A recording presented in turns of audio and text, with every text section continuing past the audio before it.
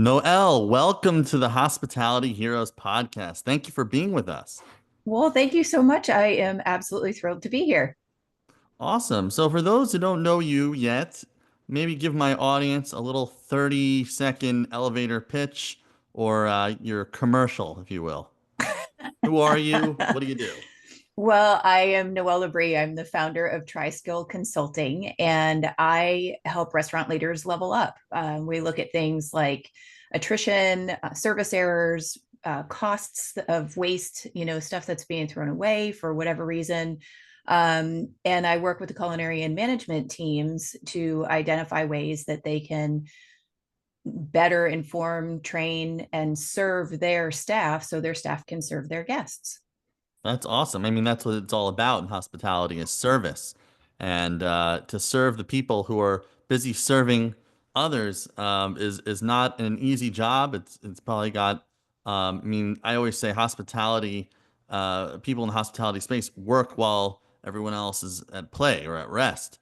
So, what made you choose this area to provide your consulting, or how did you land on this niche vertical? Oh, well, for me, it's not a niche. Truthfully, I have been in the restaurant industry for so long that it felt very natural to me when I decided to go into business for myself. Um, this is my space. These are my people. Restaurants is what I've done for so long, and I worked for P.F.Chang's for 15 years, and used to say that I had soy sauce in my blood. So, as I started my consultancy, always being focused, of course, on leadership development, because that's what I'm truly passionate about. I just knew that, I wanted to be in the hospitality space. And Tuzev, the hospitality industry, as you just said, it is so challenging. And what happens is in, any type of a hospitality environment, it gets so busy and so crazy that you've got great people that get promoted into these, assistant jobs or sous chef jobs rather, and but their managers don't have time to train them properly. And it's not for lack of desire. It simply is the nature of the business because it's go, go, go all the time. Yeah, and I want to come back to that, but first, what was your background in P.F. Chang's? What were your kind of responsibilities there? Oh, geez. Well, I started out as a bartender and quickly realized that my true calling was in training. That was that was what I was more passionate about than anything else, and I loved it. I loved having the space and the opportunity to help other people be successful by sharing information with them and knowledge and resources. I After I did a couple of years as a manager and then was given the opportunity to interview for a regional training manager position, which I got in the US. And Um, from there, had the opportunity to open a couple of our first franchise restaurants, one in Hawaii and the other in Mexico City. And after the Mexico City opening, I said to the guy who was in charge, we didn't even have an international department at that point, but I said to the guy who was working actively on expansion overseas, I said, I love this. This is awesome. I'll go anywhere. I'll do anything. And I ended up in Kuwait, which was wow, not what I expected, wow, the but Middle East, that must have been a big culture shock or a big huge. transition. It was amazing. It was such a fantastic experience. I was there for 4 years. And then from there, I had the opportunity to open up restaurants in Central America. So, again, culture shift. But that's what I loved. I would go to new locations, work to open up the new restaurant, and then train the existing or train a team to be the existing trainers in that location so we could then move on to the next one. And yeah, it was quite an amazing experience. That's amazing. So your work has brought you all over the globe, from Latin America to the Middle East, to Hawaii. And I think it's really, P.F. Chang's obviously a very professional, large corporate um, entity, and it makes sense that they put a lot of emphasis on training. That's why obviously the staff is, you can tell at a place like that the people are trained and they know how to deal with customers and everything's efficient. I think a lot of people who've worked in the hospitality space have probably experienced less professional Yep. operations. I myself worked at a restaurant like 10 years ago on the Upper West Side, which will remain nameless. It was totally dysfunctional. The idea of training was you throw somebody who's never done something into some new role that probably anyway they're not even necessarily qualified for. They don't maybe you need some sort of certificate for, uh, but you just try to find somebody who will work for very little, put the minimum wage basically, put them in and scream at them every time they do something wrong until I guess they sort of figure it out. Didn't really work very well. Um, I don't know if you've ever experienced any organizations that have training methodologies like that. Um, but maybe you could tell us, and I think not just in hospitality, other industries as well. What are some good tips or things to keep in mind when you're training people? How do you bring out the best in your staff? Oh, that is such a great question, Evan. I'm so glad you asked. Yes, I have witnessed exactly what you're talking about. And how in the world somebody thinks that's going to be effective is completely beyond me, because the first primary thing with training is communication.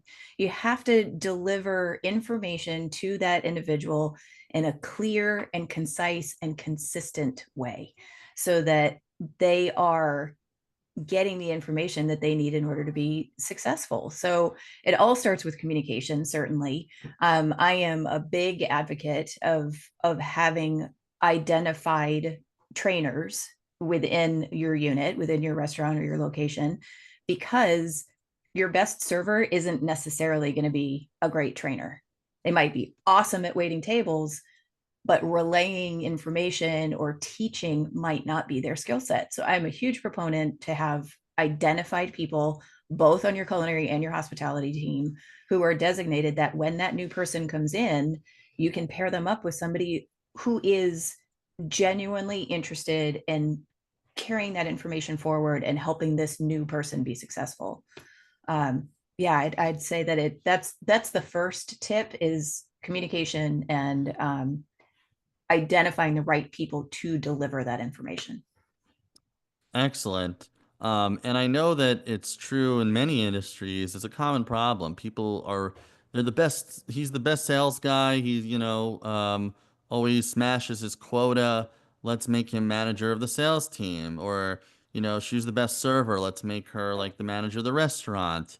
Or he's the best physicist. So let's make him a professor. Not necessarily the best teacher. Some people who really know their craft well aren't necessarily the best at transmitting it to others. I know one thing for me when I had like my first employee, it was like all my processes were basically in my head. I knew Mhm. what I do, but like communicating it, training it to somebody else was very difficult. Maybe you could go into a little bit. What sort of I don't know if you have a methodology with a cute name or something, or if you have like, what are some things you can share about how people can prepare maybe a manual or some kind of document or some kind of system that they can, reuse in their hospitality organization. Yeah, so you're absolutely right. It happens all the time that somebody's great in a certain position, they get promoted, and then they don't know what to do, or they start to fail. Especially in restaurants, how do you go from being a line level employee and going out drinking with your buddies after work, and then a month later, now you're having to hold them accountable because they're hungover? Like, no, That's a big part of the culture. Yes. right. So, I but how, experienced that. yeah, me too. But the thing is, you don't automatically just know how to make that transition from line level to leadership. And I mean, certainly there, and truthfully, that's what I do. That those are my favorite people to work with, are the ones who are struggling actually, because the desire is there to lead, the desire is there to perform well and to take care of their staff and take care of their restaurant. They just don't have the knowledge. So with I do have a program called Carpe Diem Leadership. I'm a big believer that you can certainly take advantage of every moment, learn from all things around you, and um, put into action your life lessons in order to help you learn and to become a better leader. And for an individual person or for a team, I have many. I love to read, and I have lots of books, lots of things that I recommend to people, depending on where they are in their career and in their growth. You know, for somebody who is that brand new line level to now into a more supervisory role, the first book I tell them to read is 1 Minute Manager. It's a super quick parable story that has just nuggets of wisdom sprinkled all throughout it. And essentially, what it comes down to is you got to show your people that you care. So, whether that's the GM working with the new assistant manager who's having a tough time, or the new assistant manager working with the staff, you have to know your people. And it doesn't take a huge, tremendous effort. It can literally be done in 1 minute. So that's always a good one to start off with. That's amazing. Yeah. So I'm hearing from you, get to know your people as people, empathize, listen. And another really important thing I think you highlighted is learning. And obviously not everybody, and in the hospitality industry, I think it very much varies, but obviously some people are more interested or have more time to read than others. Obviously some people might consume as a podcast, or they Yep. might there are many different ways. Some people are visual learners, or some people are hands-on. Um, but I think having a willingness to learn, sorry about that, whether you're in hospitality or you're in another industry, you're going to go far and climb the ladder and excel if you have a willingness to always be learning and always be, having a growth mindset, and improving. This might sound really specific, and I don't know if my unique experience is so common, but I would imagine it kind of is. When someone gets promoted to a manager level, sometimes they're overseeing people who actually may have a lot more experience than they do, at least in Mm-hmm. certain areas of the business. And they may feel, sometimes, why is that younger person now telling me to do this? Or, this person might be having an MBA, or maybe they're really good or maybe they're really good at the bartending, but no one can tell me, about being a kitchen expo or being a Right. fry cook. Like, people may have be territorial or just think like this new manager, they don't know. Like, I've been doing this for 20 years, How do you overcome that or have those kind of, how do you reach the people like, how do you reach people in that kind of situation? Your situation as you've described it is not I hate to tell you it's not unique. It happens all the time because certainly in organizations that are really well established, they might have that server who's been there for 15 years or 20 years.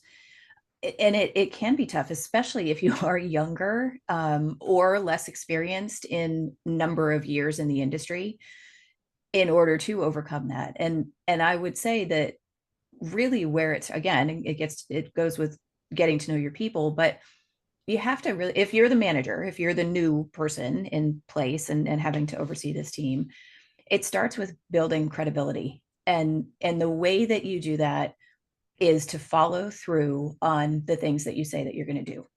So if you tell somebody when they come in on Friday night, hey, I know you've been asking for a new uniform shirt, I'm going to have it for you on Friday. Well, you damn well better have it for them on Friday, because that goes toward your credibility.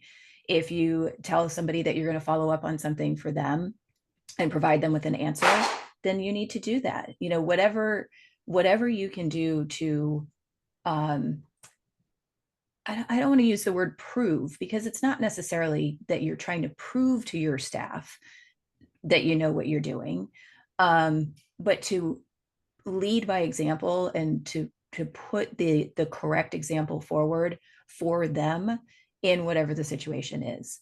Along with that, I would say, Zev, is to have the humility to admit when you don't know something and when you've made a mistake, to recognize and say it out loud. Hey guys, I screwed up. I didn't realize that this thing was going on, or I made this mistake, but I'm going to correct it, and here's how.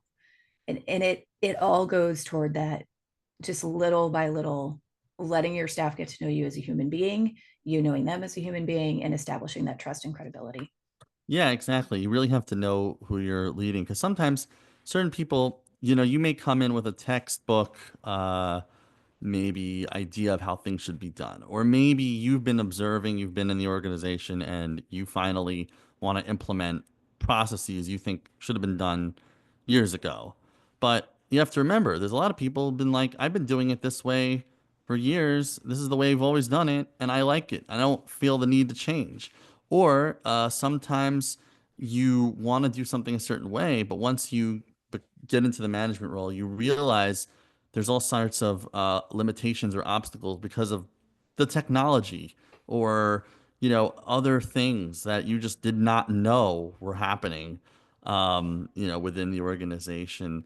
um, so I guess real quick, um, who are the type of organizations you work with? If I was like, I want to recommend Noel, or or maybe you can give my audience like an example of something, if they bring you into a hospitality organization of any kind, maybe a restaurant, you can give an example. What can they expect?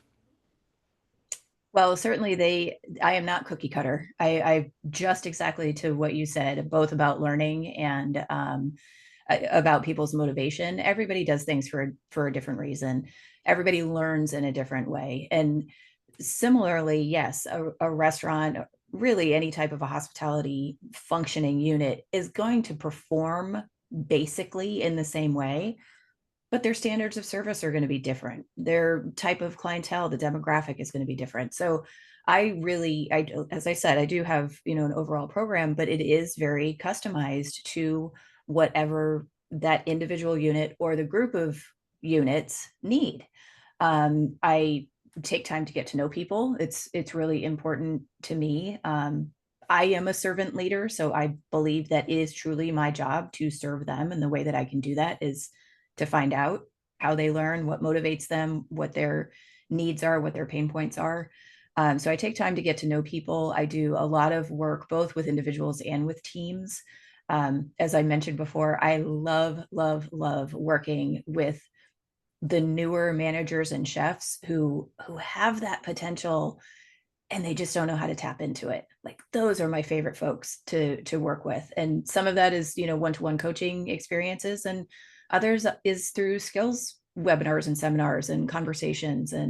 Um and truthfully, I would say too, I provide a lot of feedback, um always coming from a place of kindness and empathy, as you mentioned, but I also ask them to give me feedback.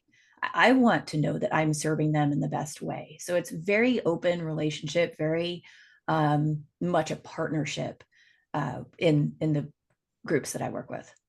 You have any interesting stories? And it could be while you were, at P.F.Chang's or before, while you went, since you've become a consultant. But any either inspirational or funny anecdotes or stories from your, somebody who is more of an experience, maybe a chef who's now been promoted to leading all the other chefs, or maybe a manager that you can share something like.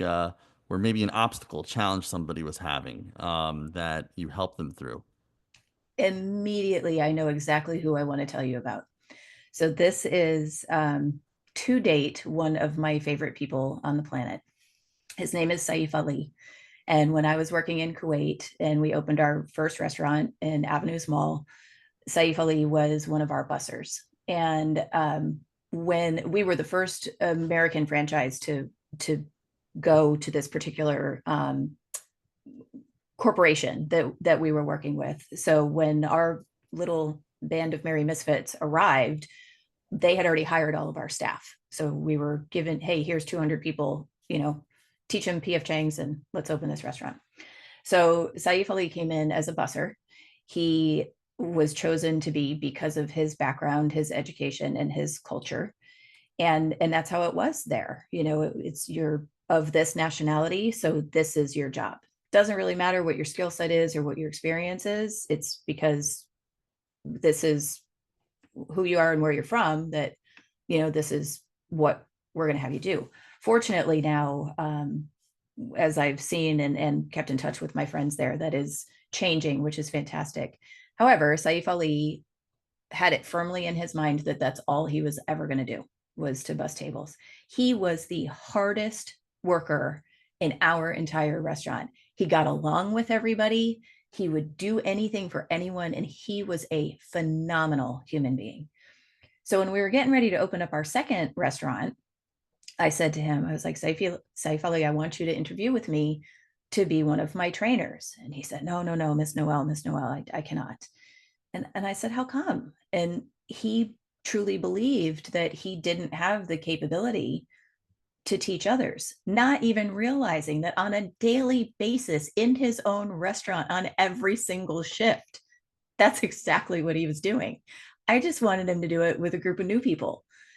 So I convinced him to come along as an alternate, and he outshone everybody else on my team. I mean, he was phenomenal. So through that, we worked together to develop his skills, to develop his confidence, and he became a certified trainer in house. He became one of my international trainers. He opened restaurants with me in Dubai and in Beirut and in Turkey, and it truly was it. That probably was the moment working with him that I really realized that these are my people and this is what I am meant to do. I owe Saif Ali so much for teaching me really what my purpose and what my calling is. And we still keep in touch, and he's just outstanding. Wow, that's amazing. That's really inspiring. I mean, talk about taking somebody with a very like limiting belief, a deep-rooted one, and taking them, empowering them to that point. And I love how you said that you feel like you learned so much more from him. There's a great quote from a great scholar of the past that said, "More than I've taught my something like as much as I've taught my students, more I've learned from them. Like I've learned from my Yep. students." And that's a powerful example of that. Um, I know we're about to close out, so where could people find you? And do you have any interesting, new offers, promotions, something you'd like to let the audience know about? Sure. You can certainly find me at my website, which is try with an I, so TRI dash skillconsulting.com. Or even easier, LinkedIn. I am the only Noelle Labrie on LinkedIn, so I'm pretty easy to identify there, and very active, and see things come through there pretty quickly. So that people can definitely reach out to me in either one of those spaces. On my website, I do have a free personal leadership assessment, just a quick little take a look and, rate yourself in a few different areas of leadership skills. That's a free download on my website. Two, I am launching what I'm calling the New Soup series, exactly to identify those supervisors who are new in their role. And it's a 8-week program of both individual and group coaching, all very easily digestible, because I know everybody's busy. I know you got a ton of stuff going on in your world. And so it's, small micro learnings through over the course of 8 weeks. Called the New Soup. New soup, Love SUP, that. soup, new That's amazing. supervisors. Yep. Perfect, especially for this industry. Well, Noelle, thank you. It's really been a pleasure. Thank you for sharing so much value with my audience. I'm going to link all the things you mentioned in the show notes, so everybody listening or watching this podcast, definitely go check it out. Connect with Noelle. Noelle, thank you so much, and I'll speak to you very soon. Thanks so much, Seb. It was great.